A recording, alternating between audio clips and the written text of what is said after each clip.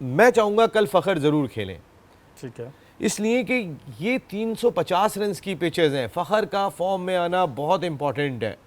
फ़खर वो हमारा प्लेयर है कि जो 350 से 400 रन तक भी ले जाने की सलाहियत रखता है इन पिचेस के ऊपर। और रमीज़ राजा कह रहे थे कि हम 400 रन करें, ये तो 400 भी चेस सेफ नहीं लग रहे इस बॉलिंग के सामने। दूसरा जो मेन मैं समझता हूँ कि सोर्सेज ने ये चीज़ डिस्क्लोज तो नहीं की, लेकिन सोर्सेज ने जो कुछ बताया था, सऊद शकील और आगा सलमान के ऊपर मेन बहस है। ओके, आगा सलमान को जो लास्ट वार्म अप मैच के अंदर आपने, सऊद शकील ने 77 रन किए थे पहले मैच में, बिल्कुल, और बर्क रफ्तार 77 रन किए थे। आपने दूसरे मैच में बैटिंग ही नहीं कराई, आपने आगा सलमान को फिर बैटिंग कराई। ये इख्तिलाफ था मेन जहां से शुरू हुआ कि सऊद शकील को आपने इतने अरसे के बाद मौका दिया है, आप दूसरे मैच में उसको रिदम में लाओ, ये मिकी आर्थर का कहना था।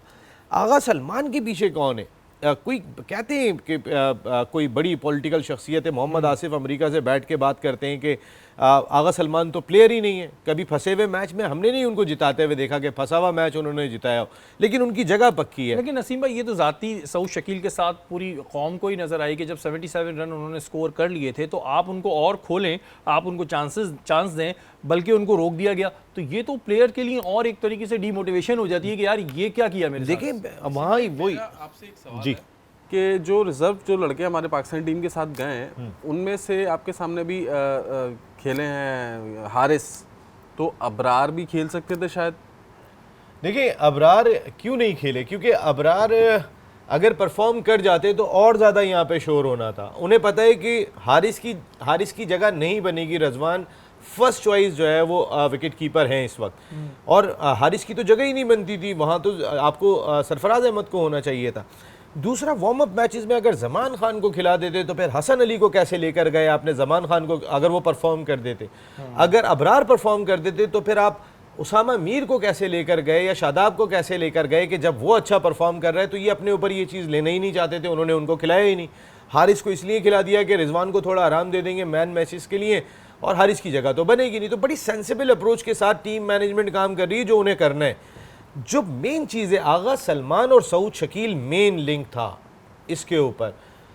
मिकी आर्थर की चॉइस है क्या सऊद शकील खेलने चाहिए, उनकी परफॉर्मेंस, उनका रिदम डिफरेंट दिखाई दिया। Where is Inzamam ul Haq and Babar Azam is concern, वो शायद फिर आगा सलमान की जानिब जाना चाहते हैं। अगर वो ऑफ स्पिन बॉलिंग ऑप्शन कह रहे हैं बैटिंग के साथ, तो ये काम तो इफ्तिखार भी कर लेते हैं। सऊद शकील की सूरत में आपको एक लेफ्ट आर्म स्पिनिंग ऑप्शन भी मिल रहा है आपको। तो मेरे ख्याल में ये मामलात को जल्दी सेटल कर लेना चाहिए। बिल्कुल जी, इन तमाम मामलात को सेटल कर लें, क्योंकि ये चीज़ पूरी कौम के लिए नुकसानदेह है, क्रिकेट के लिए नुकसानदेह है। जिस तरह की चीज़ें नसीम भाई ने आज बताई हैं हमारे पहले ही प्रोग्राम में, वो शायद आखिर तक चलेंगी इस वजह से, क्योंकि जो मेन मैनेजमेंट है अगर उसी के बीच में आपस में अख्तलाफात हों, और ये बात बिल्कुल सही है कि जब सऊद शकील ने पहले मैच में स्कोर कर लिया था तो दूसरे में उन्हें क्यों बिठाया गया, इसका जवाब ज़ाहिर है वहाँ पर कोई उनसे पूछेगा और आगे पूछे जाएंगे।